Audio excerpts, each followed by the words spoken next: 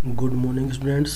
मैं संदीप कुमार आज आपके लिए लेकर आया हूँ मैकेनिक्स ऑफ सॉलिड की क्लास से मोहर सर्किल का पार्ट 2। इस पार्ट में स्टूडेंट्स हम मोहर सर्किल के कुछ पॉइंट देखेंगे जिसमें हम स्ट्रेस यानी स्टेट ऑफ स्ट्रेस हमें मालूम होना चाहिए क्या होती हैं। State of stress number first में आती है हमारी uniaxial stress. Uniaxial stress students आप डायग्राम देख रहे होंगे, ये यूनिएक्सियल स्ट्रेस का। इस ऑब्जेक्ट में ओनली वन ही एक स्ट्रेस लगी हुई है, एक एक्सिल पर एक्सिस पर स्ट्रेस लगी हुई है सिग्मा 1। इस प्लेन पर ये एरिया होता है यूनिएक्सियल स्ट्रेस, इसे बोलते हैं। Only one non zero principal stress that is sigma 1। Right side figure represent uniaxial state of stress. Okay students, यहाँ पे स्टेट ऑफ स्ट्रेस आएगा। ओके, स्टेट ऑफ स्ट्रेस आएगा यहाँ पे, ये आप लिख लेना, state of stress. Okay, next में biaxial stress. Biaxial stress one principal stress equal zero. इस ऑब्जेक्ट में तीन प्रिंसिपल स्ट्रेस होती हैं किसी भी ऑब्जेक्ट में। यहाँ पे दो प्लेन पर स्ट्रेस लगी हुई हैं, सिग्मा 1 और सिग्मा 2, इस थर्ड पर नहीं है। तो यहाँ पर क्या कहेंगे हम इसको, सिग्मा 1 यहाँ पर हम दिखा रहे हैं कि सिग्मा 1 जो है हमारा बड़ा है। ये यहाँ पे सिग्मा 1, यहाँ पे सिग्मा 2 है स्टूडेंट्स, यहाँ पे सिग्मा 2 रहेगा आपका, और यहाँ पर सिग्मा 3 रहेगा जो 0 है आपकी। ओके स्टूडेंट्स, सिग्मा 1 और सिग्मा 2, यानी सिग्मा 1 यहाँ पे बड़ा दिखाया है हमने राइट साइड फिगर में।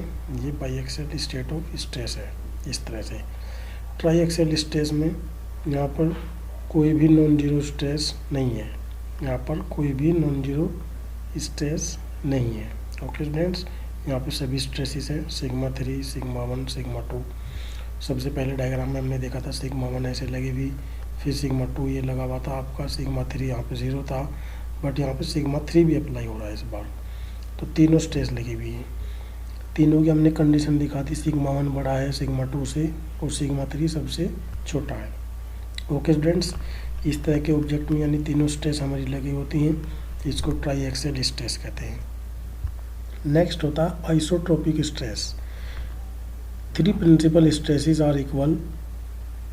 तीनों जो स्ट्रेस हमारी लग रही है तो हम इनको कहेंगे इक्वल, अगर ये इक्वल है। अभी लास्ट वाले में हमने देखा था सिग्मा 1 बड़ा था, सिग्मा 2 छोटा था, फिर सिग्मा 3 जो था सबसे छोटा था। यहाँ पर तीनों क्या हैं, इक्वल हैं। तो इस तरह की जब तीनों स्ट्रेस इक्वल होंगी तो उस ऑब्जेक्ट वहाँ पर हम कहेंगे आइसोट्रोपिक स्ट्रेस है यहाँ पर। ओके स्टूडेंट्स, नेक्स्ट है एक्सियल स्ट्रेस।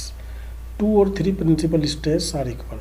यहाँ पर कहेंगे 2 या 3 जो है हमारी प्रिंसिपल स्ट्रेसेस वो क्या होंगी, इक्वल होती है। यहाँ पर सिग्मा 1 ही सिग्मा 2 है और सिग्मा 2 ही सिग्मा 3 है। ओके स्टूडेंट्स, इसको बोलेंगे यहाँ पे सिग्मा 1 लग रहा है हमारा, सिग्मा ही लगा हुआ है। ओके, हाइड्रोस्टैटिक प्रेशर क्या होता है ये देखेंगे हम सबसे पहले। Weight of column of fluid in interconnected और स्पेस। हाइड्रोस्टैटिक ये देखिए आप, एक ही पॉइंट पर लग रही हैं सारी स्ट्रेस हमारी लग रही हैं, ये इक्वल हैं सभी की वैल्यू। तो हाइड्रोस्टैटिक जो प्रेशर होता है, डेंसिटी होती है फ्लूइड की इनटू जी, ग्रेविटेशनल एक्सीलरेशन और हाइट, ये हमारी होती है।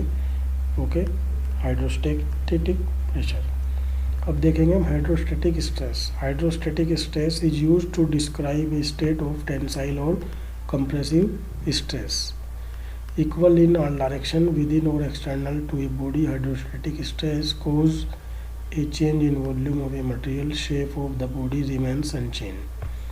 Okay students, no distortion occurs in the body. Right side figure represent hydrostatic stress, जैसा आपको डायग्राम में दिख रहा है ये। ओके स्टूडेंट्स, अब हम जो है नेक्स्ट में आपके साथ में डिस्कस करेंगे uniaxial stress on oblique plane. Uniaxial stress, uniaxial stress आपको दिख रहा है एक ओब्लिक प्लेन पर, ये हमारा ओब्लिक प्लेन है इस तरह से, यहाँ पे आप देख रहे होंगे ये जो है हमारा ओब्लिक प्लेन है। इस ओब्लिक प्लेन पर अगर ये हमारा एरिया क्या है ओब्लिक का, ए अपॉन कोस थीटा हमने एरिया ही माना है ओब्लिक का। इस तरह से जो ये ओब्लिक है हमारा, ओके स्टूडेंट्स, ये ओब्लिक का हमने एरिया माना है इस तरह से। एक्सियल यहाँ पे स्ट्रेस पी अपॉन ए होगी, इसमें पी अपॉन ए होगी स्ट्रेस इसमें एक्स एक्स सेक्शन पर, इस एक्स एक्स ये जो एक्स एक्स सेक्शन है हमारा इस पर होगी, इसमें पी अपॉन ए होगी डायरेक्ट, क्योंकि यहाँ पे पी लगा हुआ है तो एरिया इसका ए होगा। ये अगर एरिया ये है तो यहाँ पर अगर एंगल इस तरह से थीटा होता है तो अगर ये ए होता है तो इसके साथ में कंपोनेंट इसका कोस थीटा के साथ में टूटता है। अगर यहाँ पे ए है और जिसके साथ में से जिस एक्सिस के साथ में रिजोल्व करना है तो उसके साथ में रिजोल्व हो जाता है हमारा ए कोस थीटा, ये हो जाएगा ऐसे जैसा मैंने यहाँ पे ये दिखाया हुआ है। ओके स्टूडेंट्स, हमने ये जो हमारा ओब्लिक प्लेन था ये इस तरह से ओब्लिक प्लेन है, इस ओब्लिक प्लेन पर हमें नॉर्मल स्ट्रेस फाइंड आउट करनी है। इस तरह से मैंने डायग्राम यहाँ पे आपको दिखाया है ओब्लिक प्लेन का। ये ओब्लिक प्लेन अगर टूटता है फोर्स लगाने से, ये पी हमारा इस तरह से लगा हुआ है। यहाँ पे वाई वाई एक सेक्शन है, इस तरह से इस वाई वाई सेक्शन के पैरेलली टाउ शेयर स्ट्रेस है और इसके परपेंडिकुलर ये नॉर्मल स्ट्रेस जो हमें फाइंड आउट करनी होती है। इस हॉरिजॉन्टल एक्सिस से हमारा ये नॉर्मल स्ट्रेस है वो थीटा है, ओके स्टूडेंट्स, और जो हमारी वाई वाई है एक्स एक्सिस से ये भी एंगल हमारा थीटा होगा। ओके, कैसे थीटा होगा, ये आपको दिख रहा है 90, तो ये कितना हो जाएगा 90 माइनस थीटा, तो ये 90 माइनस थीटा यहाँ पे हो जाता है इस तरह से ये, तो ये एंगल कितना होगा आपका, अगर ये टोटल 90 है तो ये 90 में से माइनस होगा तो ये आपका थीटा आ जाता है इस तरह से। नेक्स्ट में हम इस तरह से इस डायग्राम में हमने यहाँ पे देख लिया, ये इसको ऐसे ड्रॉ कर लिया line diagram sigma N tau और पी। यहाँ पर हमने बताया था कि वाई वाई प्लेन पर जो एरिया ए कोस थीटा हो जाएगा, इस प्लेन पर ए कोस थीटा हो गया एरिया हमारा। Let assume the normal stress in the Y Y plane sigma N A shear stress to acting parallel to Y Y के पैरेलल है। Now resolve the force P in two perpendicular direction, one normal to the plane YY equal to P cos theta and another parallel to the plane YY equal to P cos theta। ये P cos theta यहाँ पे आ जाएगा। Okay students, equilibrium condition लगाएंगे हम कि हमारा जो sigma N है यहाँ पर जब हम फोर्स इसको बनाएंगे, फोर्स बनाने के लिए हमें एरिया से मल्टीप्लाई करना पड़ेगा। यहाँ पे एरिया जो है आपका क्या है ए कोस थीटा हो जाएगा, जो एरिया है इसका ए कोस थीटा, यहाँ पे ए कोस थीटा हो गया इसका एरिया। ओके स्टूडेंट्स, और यहाँ पे हमने एक तरह से ये जो पी हमारा लगा हुआ था इधर इस तरफ से ये पी है, पी जो है ये पी के साथ में जो एरिया है हमारा P A P cos theta, ये पी है हमारा फोर्स लग रहा है इस तरह से।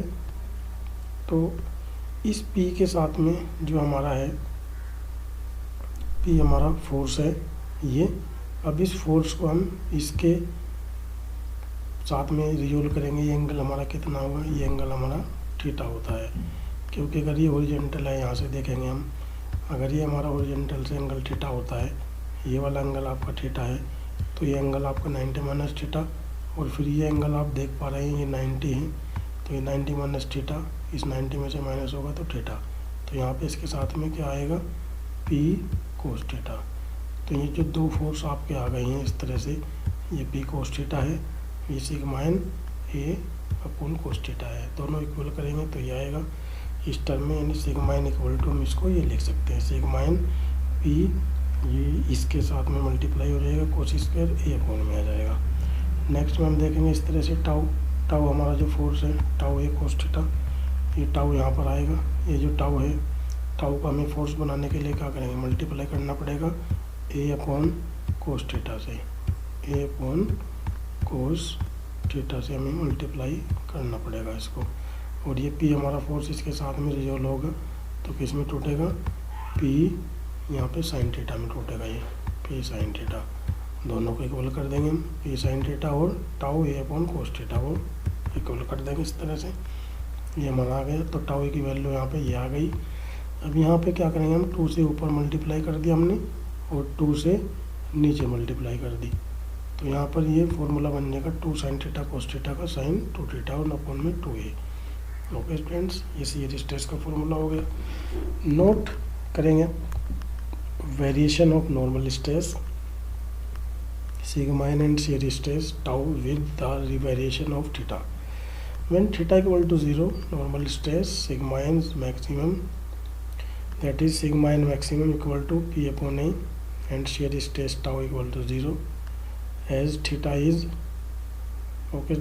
increased, the normal stress sigma n dimension until when theta equal to 0, sigma n क्या हो जाएगा 0. जब थीटा हमारा 0 होगा तो सिग्मा एन की वैल्यू 0 हो जाएगी.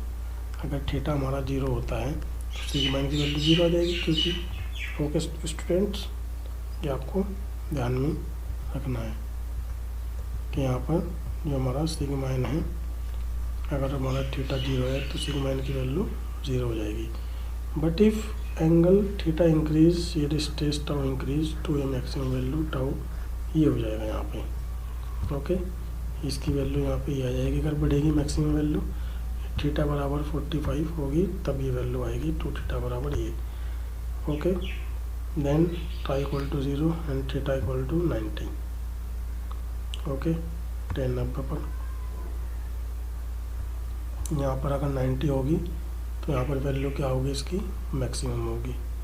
और जो हमारा 90 होगा और जो हमारा ये होगा सिग्मा एन की वैल्यू यहाँ पर क्या हो जाएगी 0, अगर थीटा बराबर 90 है. ओके स्टूडेंट्स, यहाँ पे थीटा बराबर अगर 90 आता है तो सिग्मा एन की वैल्यू 0 आ जाएगी. कब आएगी, जब 90 होगा क्या, theta equal to. Okay students, जब थीटा बराबर 90 होगा तो ये 0 आ जाएगी. इस तरह से यहाँ पे लिखा हुआ है सिग्मा एन कब 0 होगा, टाउ यहाँ पर 0 होगा अगर थीटा की वैल्यू 0 होगी. अगर थीटा इक्वल टू 0 रखेंगे तो टाउ की वैल्यू 0 हो जाएगी. यहाँ पे थीटा 0 होगा तो साइन 0 की वैल्यू 0, तो ये पूरा थीटा जो है आपका 0 हो जाता है यहाँ पे. ओके, इस तरह से shear stress will be maximum कब होती है, sine two theta equal to 1 मैंने बताया था, यानी थीटा इक्वल टू 45 पर टाउ जो है आपका मैक्सिमम होगा. In ductile material failure in tension is initiated by shear stress, that is failure occurs across the shear planes at 45 degree to applied load. Okay students, next video में हम next topic cover करेंगे. I hope सबको समझ में आ गया होगा. अगर समझ में नहीं आया हो तो आप वीडियो एक बार से दोबारा से देख लेना है, आपको समझ में आ जाएगा. Okay students, thank you.